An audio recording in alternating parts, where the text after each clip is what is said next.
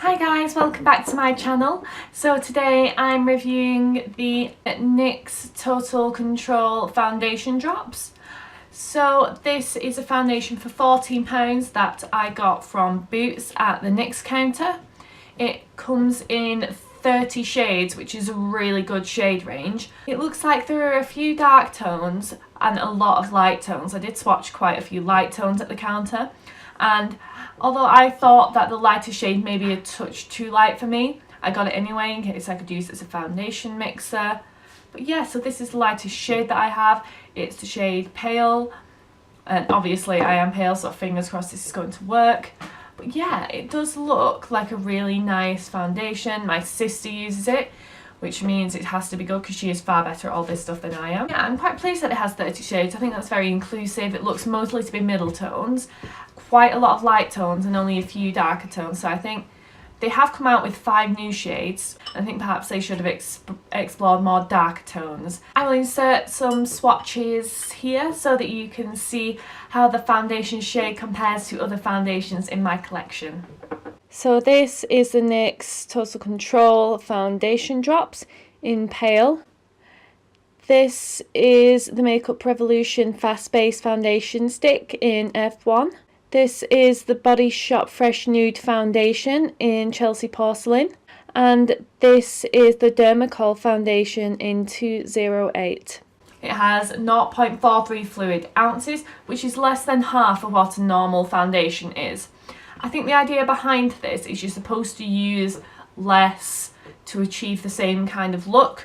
Really, if you were to get a full fluid ounce, which is what standard foundations are, you'd be paying £28, which is quite a lot for what is supposed to be a drugstore foundation. It claims to have buildable coverage because it does have little drops on the back of the bottle so that you can have light, medium, full depending on how many drops you want to put on your face. So we will be testing that claim out today.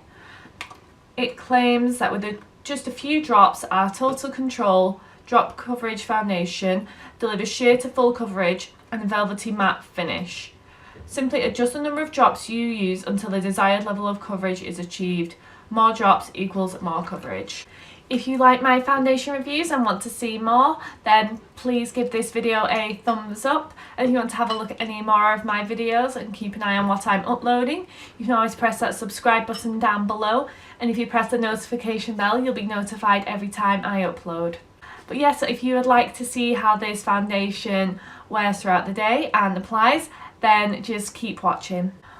Morning guys, please forgive the wild hair, it's what it does. Like I said in the introduction, today we are testing the NYX Total Control Drop Foundation. So I obviously have the lightest shade, which is the shade Pale. Let's be honest, pale is always me. So in the bottle it does look very pale. So on the box it has these little instructions which kind of say how many drops you need for the coverage you want, which I think is quite good because it's going to work for everyone that wants every kind of coverage. So we're going to test them all. I love full coverage, so we're going to try 2 drops for the face for light initially. For half of my face I'm still going to take my e.l.f. Ultimate Blending Brush, and the other half I'm going to use my Real Techniques sponge, because it's all well and good saying 2 drops, but it depends on what you use for application, if the sponge soaks up all your product. So we are going to shake well before use. It sounds really liquidy in the bottle. I do promise I have washed my sponge. I washed it a couple of days ago and it just gets so dirty so quickly. So 1 drop here. It's not exactly drop-esque though with that dropper. I'm not sure about this dropper. And oh, 1 kind of drop there. I dropped the rest on my hand. So I think we'll pop what was on my hand on this side of my face, as to be honest I don't know what happened with the dropper on the other. So on this side I'm going to take my e.l.f. Ultimate Blending Brush.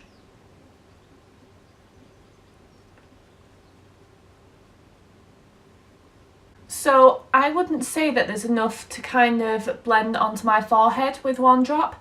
I think this is definitely light coverage on the cheek with one drop, but it doesn't spread enough to the forehead for me. So I think you'd have to have maybe one drop for the forehead and one drop for each cheek perhaps to achieve light coverage. But we will see on the other side of my face using my Real Techniques sponge. I feel like when I initially popped some on, even though I gave it a good shake, I still got a bit of a thick glob on this part of my face.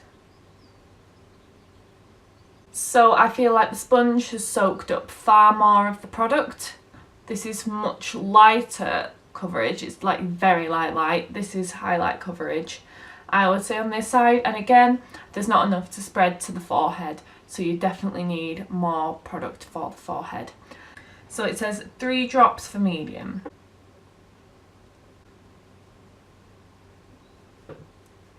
Doesn't look to be clinging to any of my dry spots, which is nice. I think, like I said before, you need 3 drops actually for light coverage, because it doesn't quite cover the rest of your face, and if you need to drag it down your neck so you don't get a demarcation line, you're still going to need more foundation anyway.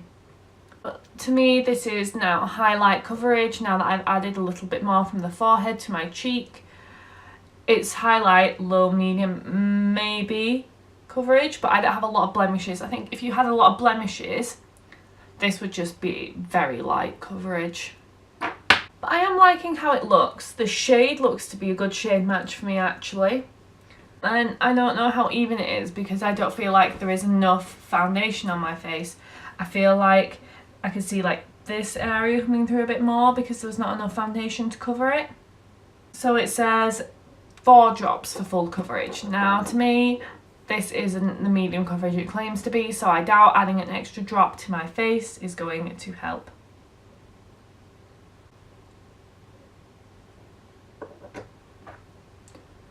So I'm going to take my brush again and try and build this up to full coverage. But at least it is buildable. It has that going for it. This to me is a solid medium coverage. I'd probably perhaps still add a touch more on my forehead to make my forehead medium coverage, but the rest of my face is. I would say this is kind of a semi-luminous finish. From far away it looks really nice, but I have got this weird kind of patch on my cheek that doesn't look so good. I'm going to zoom you guys in. So I don't know if you can see here, but it looks really weird. I think you can see on my pores, it just looks almost dry. I don't know, it just doesn't look as nice. Perhaps I need to pop a pore filling primer under there, but then it doesn't look so good around my texture here either. There aren't many foundations that do, but you can see all the dryness on my forehead I think as well. I do exfoliate before I film these videos and I just feel like it adds dryness. So I am going to add, I think, a little bit more foundation just to get it up to full coverage. Because this to me, like I said, is medium coverage, it's not full coverage. So I will let you guys know how much more it takes, and then I think I'll smooth it out with this sponge, because that weird texture that I have going on may be helped by the sponge. So I would say it took another 2 drops on my face to kind of get it up to the low full coverage that I'm comfortable with. I can see it a little bit coming through, but not really a lot. So I would say it's more like 5 full drops to have a full coverage kind of look. If you have more blemishes, you may find it takes more.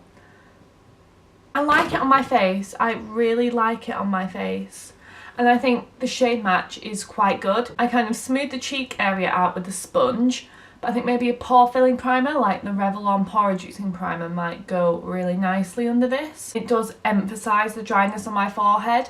So I think if you don't have any dry patches on your forehead, and I think you might like this foundation because it does look really beautiful on the face. I'm really liking it. It's not too glowy. I think it's less glowy than the LA Girl Illuminating Foundation. However, I think it's not matte either. It's a really beautiful satin finish. It does look very skin-like and it feels quite lightweight. I think the reason they probably have less than a full fluid ounce is because you are supposed to need less of this product to get the coverage you want. I think you would need double the amount of product, to be honest, if you were just going to go at your face with a sponge. I think the brush is definitely the way to go to get the coverage you want. What I'm going to do now is I'm going to pop on the rest of my makeup and I'll be right back. Hey guys, I'm back. So I put all the products on my face. I probably finished my base makeup about 10-20 minutes ago, so it's about 10 o'clock I'd say when I finished my base makeup. Really liking how the foundation's sitting on my face, here and here. Everything below my forehead looks really nice. My forehead doesn't look nice, it looks really dry. Here it looks especially bad. I've had to do a lot of work to stop the creasing on my forehead. Hasn't settled too badly into these lines actually, but otherwise I'm not massively keen. Between my eyes the texture is everywhere and you can see it. Honestly, it doesn't look good there, but everywhere else it does. So the foundation I had that looked good on my forehead, if I could get that LA Girl one to match, I would pop that on my forehead, I would pop this on my cheeks, and we would be good to go. I am going out today, so it's going to be a proper wear test of me actually going out and doing things, which isn't always what I do. But yeah, we will see. I do kind of like it. I think if I had slightly oily skin, then this would look really beautiful, but I don't, so we shall see. So on the rest of my face, I used the Makeup Revolution Conceal and Define Concealer in C1. I used my Coty Air Spun Powder to set my cheeks and my eyes. On my eyebrows, I used my Makeup Revolution Redemption Palette. For my blush, I used the Makeup Revolution Sugar and Spice Blush Palette. On my eyes, I mostly used the Urban Decay Naked 2 palette, and under the gold tone that I popped on, I used this e.l.f. Molten Liquid Eyeshadow in Rose Gold. For my contour, I used the e.l.f. Eyebrow Kit in Light. For my highlight, I used the Makeup Revolution Skin Kiss Highlight in Ice Kiss. For my mascara, I used the L'Oreal Miss Baby Roll mascara. On my lips is one of my new favourite shades of all time, the NYX Soft Matte Metallic Lip Cream in Dubai. For my setting spray, I used my Mario Badescu Aloe Herbs and Rose Water Spray. It's really good to try and help push some moisture back into my forehead, so I did spray it on the sponge once I'd powdered, because I did have to powder my forehead actually to settle those lines, so I pressed some of the setting spray in with a sponge to try and restore a bit of the moisture. Hi guys, so I've been wearing the foundation for about 5 hours now. I think the foundation looks better on my forehead than it did at the start. I'm liking it a lot more. It doesn't look quite as dry since I've been out and about. My lines are still a little bit visible, but nothing too obvious. It's settled slightly into my lines here, but again, nothing too obvious. It does look rather nice. It's still looking really nice on my cheeks. It's holding product well. My chin, it started separating on just a touch. But yeah, I'm liking it a bit. You can see here where I've taken my glasses off. But there's also a lot of texture here, and I feel like that is really emphasised. But it's not bad. I think it's very mattifying. I think if I wanted to tone down, for example, if I wanted to tone down the glow of the LA Girl foundation, this would be a good foundation to mix it with. Hi guys, I'm back for the final check-in, and it's about 8 o'clock now, which means I've been wearing the foundation for 10 hours. And I like it more than when I first put it on, if I'm honest. I feel like I can't see any dry patches on my forehead. I can see the lines a little bit, but I feel like that's where the powder's settled in a bit as well. So I don't know exactly what I'd do about that. I'd find some way to make it work, as well as the texture here. I'd have to sort that out before I would wear the foundation there again. But I like it everywhere else. I can still see the product on my face, and I haven't really had that with any of my other foundations that much. And it looks better to me since I've worn it through the day. I really like this one. This is definitely one of the hits. I think I'd have to do something about here, perhaps use concealer instead of foundation there. I don't think the Makeup Revolution concealer looks that good with this foundation. I think I'd have to use something like my Collection concealer, as it wore off pretty badly throughout the day. However, I like this foundation. I think it's really good, even for dry skin. I think I could totally get away with wearing this for work, wearing it on a long day. I definitely think this is worth the money. I'm going to be wearing it a lot more. If you like this video, then please give it a thumbs up, and if you want to see more of my foundation reviews, then you can check them out. Also, I would love it if you could subscribe to my channel. It lets me know that you like the videos I'm putting out there, and if you press that notification bell, you'll get notified every time I upload. Thanks for watching.